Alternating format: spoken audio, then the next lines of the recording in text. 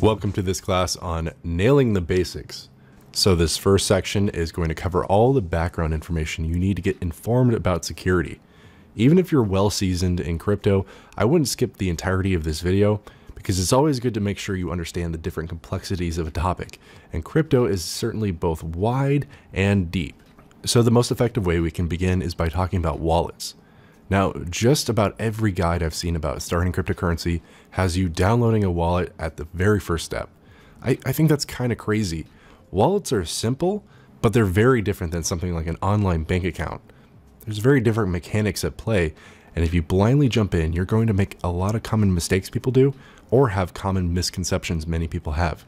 So, what is a cryptocurrency wallet? Well, a cryptocurrency wallet is a software program that stores private and public keys, and we'll get more on that later, and connects with a blockchain to enable users to send and receive cryptocurrency and monitor their balance. If you want to use Bitcoin or any other cryptocurrency, you'll need to use a wallet. Every time you interact with a cryptocurrency, you're interacting with a wallet. Even if you do something like buy and sell cryptocurrency on an exchange, you're just facilitating transactions between your exchange and the exchange's wallet. Now, a common misconception is that wallets store your cryptocurrency like an online bank account or the wallet in your pocket, but the wallet doesn't actually store your money. Instead, it saves your public and private keys, which in turn helps you to send and receive money. Your funds are tied to those keys, and using the wallet allows you to interact with them. That can be confusing, so don't worry, we're going to continue expanding on this topic to better help you understand. Like in real life, your wallet must be secured. Cryptocurrency makes it viable to transfer value to anyone, anywhere in a very easy way, and it truly does allow you to take control of your money. But such great features also come with tremendous security concerns. After all, with great power comes great responsibility. That being said, cryptocurrency can maintain very high levels of security if used properly. Always remember that it's your responsibility to follow proper practices in order to protect your money. So let's get into how do wallets work in order to better understand how to protect them. There's millions of people using cryptocurrency wallets, but there's also a considerable misunderstanding about how they work. As I said earlier, unlike traditional wallets or bank accounts, cryptocurrency wallets don't store the cryptocurrency. In fact, currencies don't get stored in any single location or exist anywhere in any physical form. All that exists are records of transactions stored on the blockchain. Remember that the blockchain is an ever-expanding series of transactions appended one after the other. Those transactions get logged in a block, and the blocks are chained one after the other. The newest block gets added to the end of the blockchain, and that happens over and over. So really the blockchain isn't a method of storing something like Bitcoins, it's really just a long series of transactions, or debits and credits. Cryptocurrency wallets are software programs that store your public and private keys. Doing so allows you to interface with various blockchains so you can monitor your balance, send money, and conduct other operations. When a person sends you cryptocurrency, they're essentially signing off on ownership of the coins to your wallet's address through a transaction. To be able to unlock the funds, in order to send them or to spend them, the private key stored in your wallet must match the public address the currency is assigned to. If public and private keys are matching, the balance in your digital wallet will increase, and the senders will decrease accordingly. There's no actual exchange of real coins. The transaction is signified simply by a transaction record on the blockchain, and this is reflected by a change in balance in your cryptocurrency wallet, as well as whoever you interacted with. This is the real beauty of cryptocurrency. There's no bank involved in this process, there's no middleman, there's no place that the funds could have been intercepted or misdirected. Everything operates under the code of law, not according to some guy in a stuffy suit. Now, transactions aren't free, at least for most cryptocurrencies, because to ensure that everything goes smoothly, a very tiny fee is paid to the miner that successfully facilitated your transaction, but that's a totally different topic. Some people think wallets are too complex, and you know what, they're probably right. But a common question is, of course, can't I just keep them on an exchange to avoid the complexities? It would be so much easier. Well, you could, but you wouldn't want to. Although you would automatically have a wallet when you open an exchange account, you do not have control of the public and, more importantly, the private keys. Having control of your keys means having complete control of your coins. Think of how exchanges work as like a bank. It's a third-party service provider that you trust to keep your cryptocurrency safe and secure. However, safe is really called into question here. There's always the probability of an exchange shutting down or being hacked, resulting in the loss of your money. If you can't log on to the exchange, how are you supposed to get your money? No matter how careful you are not to visit phishing sites, no matter how strong of a password you use, if someone hacks the exchange and steals everyone's money, is there anything you can do? Given the lack of regulatory frameworks on exchanges and really the cryptocurrency space as a whole, as well as the immaturity of the entire industry itself, the best way to keep your coins safe is to have total control of them. And as I said, you can only have absolute control by having your own wallet, meaning having your coins off an exchange. So let me stress this point to make sure it's explicitly clear. If you don't own your private key, you don't own your cryptocurrency. Yeah, you heard that right.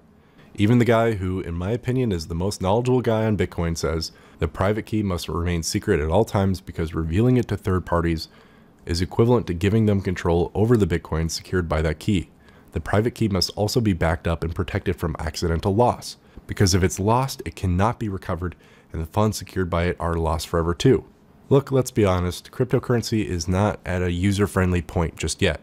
There's a lot of people working really hard to make sure that one day even my grandmother can use it, but those days are still not here yet. It takes some skill and personal responsibility to secure your digital money. If you're not comfortable with that, I can't recommend cryptocurrency, because you don't want to have to wake up one day and find that someone hacked your machine and took off with $10,000 of your hard-earned money. So I've been using two terms pretty frequently and they deserve some explanation: private key and public key. To understand private keys and public keys, let's look at an example. Consider your mailbox where you receive your physical mail. For the sake of this example, we'll say that the mailbox has a lock. It has a unique and specific address. If someone has to deliver you a letter or a package, they must know your specific address to deliver it. And as a receiver, you have a private address, or think of it like a key, to unlock the mailbox and collect your belongings. Now, in your personal life, do you ever give your keys to someone you don't know? No, probably you don't. You always keep your key nearby and you don't let strangers have it. You wouldn't want someone getting into your mailbox or using your car key or your house key or any of the other keys in your life. Just like your house or apartment address, anyone in the world can know your public address to send you cryptocurrency. And to unlock, to send or spend that cryptocurrency, you would require your private address or key in order to take full responsibility, just like the keys for your mailbox. So let's go over a little bit more of the technical aspects of both the public and private key so we have a little bit better understanding of them and how they relate to security. So what is a private key? Well, a private key is a secret alphanumeric password and number used to send or spend your cryptocurrency to another cryptocurrency address. It's picked randomly as soon as you make a wallet. The degree of randomness and uniqueness is well defined by cryptographic functions for security purposes. Almost always, a private key is going to be much longer than the public key. So what's a public key? Well, it's another alphanumeric address or number which is derived from the private key by using cryptographic math functions. Now, it's important to note that it's impossible to reverse engineer and reach the private key from which it was generated. So the public key is the address which is used to receive cryptocurrency. For example, if you wanted to pay someone in Bitcoin, you would need their Bitcoin public address. And when you paid them, they would see your public address as the sender. So what are private keys used for? Well, the private keys are used for making those irreversible transactions.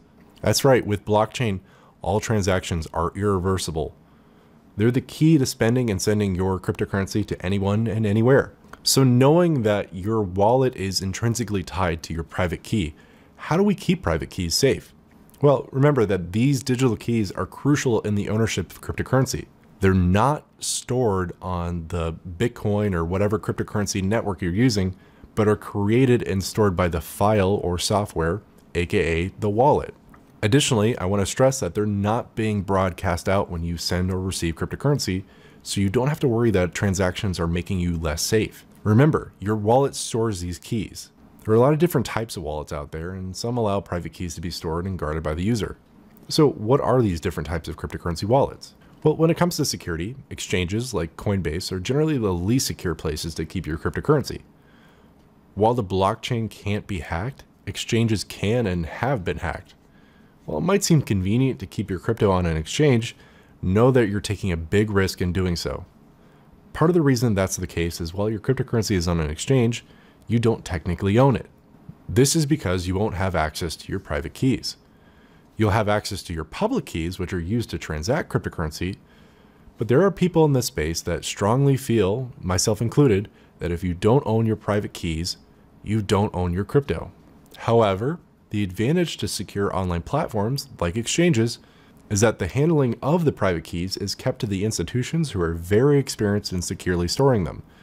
Yes, exchanges have been hacked, but I personally believe that Coinbase has high security and has taken measures to prevent malicious attacks from compromising their customers. Their security team has been far more transparent and open than others, and so far they've never been hacked. Maybe individuals have been hacked because they've been phished and had their password stolen, but overall Coinbase itself has not been hacked. If you do intend to keep your crypto on Coinbase and not trade or sell it anytime soon, then Coinbase does have an option for extra security called Coinbase Vault, which securely locks your funds and makes sure they cannot be moved without multiple levels of authentication and a 2-day wait period while they repeatedly send you details of the pending withdrawal. I recommend this option if you don't trust yourself to securely manage a private key or want the easiest solution to the highest level of security. But again, even Coinbase Vault is somewhat risky because if you don't own the private keys, again, you don't have full control of your crypto. If you want that control, then you'll need to move your crypto off the exchange and into a wallet that you do control. The easiest way to set this up is to Google search your crypto's official wallet, download and set it up, at which point you can send to it. I recommend sending a test amount first just to verify that you have everything correct, and I strongly recommend you encrypt and back up your wallet to multiple computers or cloud storage devices. This option will allow you to have ownership of your wallet's private keys, which means you'll be the definitive owner of your cryptocurrency, and no one, not a hacker, not a scammer, not the government, can take your crypto from you if they do not possess that private key. Another good option is multi-crypto wallets. Examples of these are Exodus and Jaxx, and they do a pretty good job of allowing you to have multiple different cryptocurrencies on a single place. But unfortunately, they don't support every cryptocurrency out there, so make sure to look to see if your cryptocurrency is supported. And again, the same advice applies here. Make sure you're not putting all your eggs in one basket. Make sure you're backing up and having offline or cloud storage for your private keys so that if your computer crashes, you won't lose your cryptocurrency. So some people take it to the next level and make sure there's no software backups of their software wallet, and instead write down the private key on a piece of paper. This means there's only one copy of that private key in existence, and now it's in the physical realm, so no hacker could possibly steal that without having physical access to it. This is known as a paper wallet, and now we've gone from what is known as a hot wallet, one that is connected to the internet and has the possibility of being compromised simply because of that, to a cold wallet, which is one that is offline and has no possibility of being compromised digitally. Cold wallets are for those who are very serious about their security. Most major cryptocurrencies will have an official paper wallet generator, so there won't be a need for physically writing out the extremely long private key. You can just print it out. Some people really take paper wallets to the next level and get their private key imprinted on something a little bit more durable than paper. You may have seen those coins that people usually think of when they think of Bitcoins. And while most are just physical representations of a Bitcoin that you can buy for a few dollars, some are actually made to have a secret compartment that actually held the private key inside. That's about as close to a physical Bitcoin as we're ever going to get. Other people have had their private key etched on a titanium plate in order to make it resistant to fires and other physical detriments. It may seem a bit over the top, but keep in mind some people are in this for the long game. A private key could have millions of dollars behind it, and as I've said, a private key is all a thief needs to collect that crypto.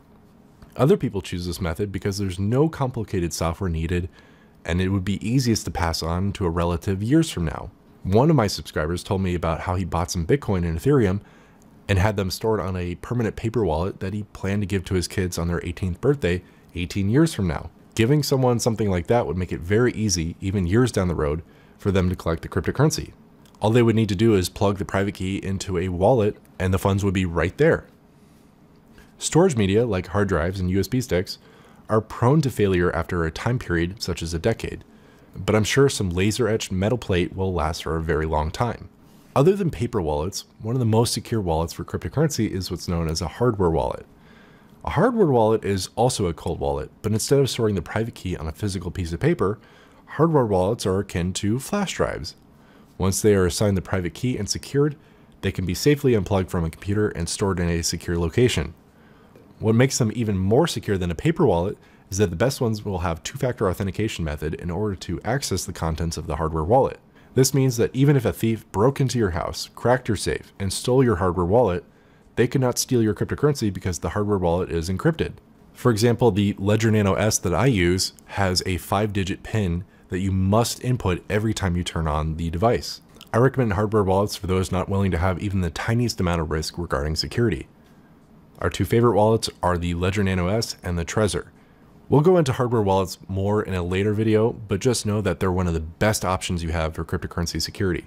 Now, cold wallets are for those wanting absolute security, but they must be protected because if a paper wallet gets burnt in a fire, or the hardware wallet gets dropped, your cryptocurrency may be unrecoverable. With all of these methods, if you lose your private key, you are not getting your cryptocurrency back, bar none. Cryptocurrency is still not the most user-friendly in this aspect. So if you don't trust yourself with securing that private key, as we said earlier, it may be worth it for you to weigh the risk of keeping your crypto on an exchange instead. Now, the last method is probably one of my favorites. It's called multi-signature wallets. The easiest way of understanding how a multi-signature wallet or multi-sig wallet works is by thinking of a safe which needs multiple keys to operate. Or if you want to be more dramatic, it's like those nuclear launch sequences where the two operators both have to turn the key at the same time. This is meant to help against the single point of failure indicative of only having a single private key to unlock a wallet. A multi-signature wallet is great for two purposes: to create more security for your wallet and save yourself from human error, and to create a more democratic wallet which can be used by one or more people. So how does a multi-signature wallet save you from human error? Well, let's take the example of Electrum, one of my favorite multi-sig wallets that's open source. You set it up to issue 3 private keys. One is held by your computer, one is held by another computer you have, and the third one is a backup that you can keep on a backup drive or give to someone trustworthy for safekeeping. To do any sort of transaction, you can set it up to only need 2 of the 3 private keys to send. So even if you have a hacker behind you, it will be super difficult for them to get their hands on 2 private keys. And on top of that, even if you lose one of those private keys for whatever reason, you still have that backup key. Even with all its amazing features, at the end of the day, a multi-sig wallet will most often have to be a hot wallet in order for multi-signature authentication to work, so you must use it economically. For example, Bitfinex was hacked despite the fact that it had multi-signature security. However, and this is why multi-sigs are my favorite for absolute security, what's really cool is that you can define the number of signatures needed. For example, 15 of 15. No hacker is going to be able to spoof 15 private keys. Additionally, we can interface a hot wallet, for example, the one on your computer, with a cold wallet, like a hardware wallet. So this means one of your wallets can be on your main machine, while the other one is an offline machine. That way you make it very hard for an attacker or malware to steal your coins. A 2 of 2 multi-sig consists of 2 separate wallets, usually on separate machines and potentially controlled by separate people, that have to be used in conjunction in order to access the funds. Both wallets have the same set of addresses. So multi-signature wallets are awesome, and as I said, are my favorite method if you want true security. But keep in mind the potential flaws and how inaccessible you're making the cryptocurrency, even to yourself. For example, if you set up a 3 of 3 multi-sig wallet, you're tripling the security, but you're also tripling the chance that you might lose a private key and you wouldn't be able to recover your funds with just 2 of 3 keys. So my advice is to set something up that's secure, but also has sense. Like I said, I really like 2 of 2 multi-sigs with one being a hardware wallet, or what would be really cool is to have a 2 of 2 with 2 separate hardware wallets. Now that is security. I also would like a 2 of 3 multi-sig with one of the private keys being a backup. There's also companies like BitGo that will offer a 2 of 3 solution like that, where they'll keep one of the 3 private keys. But for obvious reasons, be careful with something like that, because at the end of the day, one of your keys is being kept by a company, and your security completely depends on their ethics as to what they can do or not do with your funds. Remember that while cryptocurrencies liberate us from the need of banks, they also place a great deal of responsibility on us as the owners. So to finish out this video, I'm going to talk about some of the common ways people can lose, misplace, or have their crypto stolen. One of the most common is that hackers will get access to your wallet. It may seem difficult to believe that a hacker can access your wallet, but it happens a lot more often than you think. Remember that having your wallet on a device connected to the internet is risky. If your computer gets malware, that can be enough to leave you cryptoless. Common malware includes keyloggers, which look for you copying and pasting a private key, or malware that will look for you copying and pasting a private key, but before you send it, will replace your private key with a hacker's private key. So you send your money to the hacker. Now, another big way that people lose their crypto is that cryptocurrency exchanges can and will be hacked. If you've ever studied cryptocurrency, you'll probably have heard of Mt. Gox. It was one of the first and biggest crypto exchanges, but then the exchange was declared bankrupt and all of those who had placed their crypto on the exchange were out of luck. Some people have recovered their cryptocurrency over time, but for the most part, a lot of people lost their Bitcoins. Now, the thing to note about exchanges is that they're centralized, meaning there's one big target, one entity to hack. I mean, this is the same problem that we are trying to escape from with decentralization. How much sense does it make to take a decentralized currency and place it on a centralized exchange? Bar none, to prevent this from happening to you, do not trust any exchange to store your cryptocurrencies. As I mentioned earlier about paper wallets, they have the glaring flaw of being very susceptible to physical damage. So if you're going to store your private key on a piece of paper, make sure that piece of paper is secured in a place that cannot be affected by fires or water or any other physical element. Another common way that people lose cryptocurrency is they store their private key on something like USB memory, but USB drives are easy to lose or misplace. So this is why I recommend making lots of backups of your USB drives or investing in something like a hardware wallet, which, by the way, if you lose your hardware wallet, you still have a recovery seed piece of paper that can be used to recover the hardware wallet that you lost. But if you lose that recovery seed, that piece of paper, and you forget the PIN code of your hardware wallet, you will never be able to get your cryptocurrency back. You have to make sure that you use a PIN code that you remember, and you've got to make sure that you keep the recovery seed safe. Ideally, you'll keep your hardware wallet and your recovery seed in separate places. One of the biggest scams that people lose their cryptocurrency to is sort of the Prince of Nigeria scam. Quite commonly, we'll see someone on Twitter say, "Hey, send me Ethereum and I'll send you 5 Ethereum back." Now, don't believe it if it's too good to be true. Do not send your cryptocurrency to any anonymous person on the internet unless you have a very good reason to do so. One of the last ways we've heard of people losing their cryptocurrency is due to blackmail, which is also kind of an extension of phishing. Look, people want your Bitcoin and they're going to have no shame blackmailing or phishing you for it. One of the easiest ways to prevent this is to never discuss your wallet balance online. If you say specifically how much is in your wallet, then that makes you a target because anyone can look that up and they'll try to use it against you in order to steal your cryptocurrency. So don't do it. The underlying theme here is that humans are fallible, and many times we are the ones who are unwittingly making a thief's life easier. There's a bunch of different ways people get creative to steal your crypto, so always be alert, stay informed of new developments, and never, never, never ever share your private key with anyone. So in the next video, we're going to identify which funds need to be locked away and identify which security solutions are best. We're going to diversify our holdings and where they're stored. And this way, we're going to have multiple eggs, but multiple baskets as well.